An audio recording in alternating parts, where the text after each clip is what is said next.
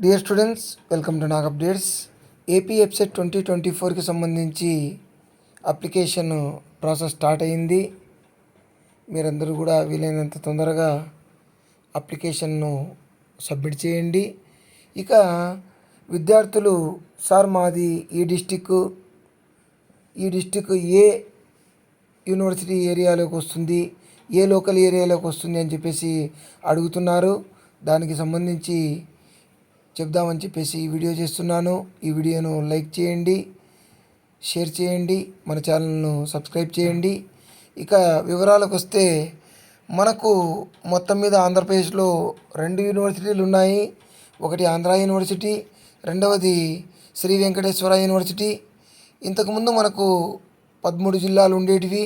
ఆ 13 జిల్లాల్లో 5 జిల్లాలు అంటే నెల్లూరు, అనంతపురము, కడప, చిత్తూరు, కర్నూలు, ఈ 5 జిల్లాలు ఎస్వి యూనివర్సిటీ కింద వచ్చేవి. మిగతావన్నీ కూడా ఆంధ్ర యూనివర్సిటీ ఏరియాలోకి వచ్చేవి. ఇప్పుడు మనకు డిస్టిక్స్ మళ్ళీ డివైడ్ అయినాయి కాబట్టి ఒక్కొక్క డిస్టిక్ ఏ యూనివర్సిటీ పరిధిలోకి వెళ్తుంది అనేది మనం చూద్దాము.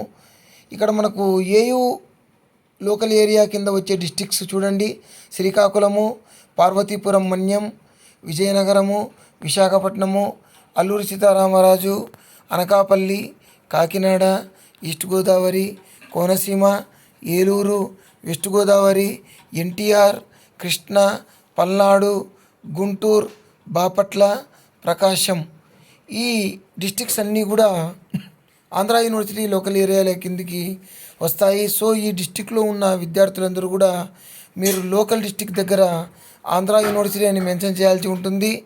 అదేవిధంగా శ్రీ పొట్టి శ్రీరాములు నెల్లూరు జిల్లా, కర్నూలు జిల్లా, నంద్యాల్, అనంతపూర్, శ్రీ సత్యసాయి, వైఎస్ఆర్, అన్నమయ్య, తిరుపతి, చిత్తూరు, ఈ జిల్లాల్లో చదువుతున్న విద్యార్థులందరూ కూడా, ఈ జిల్లాలో నివసిస్తున్న విద్యార్థులందరూ కూడా SV university, Sri Venkateswara university పరిధిలోకి వస్తారు.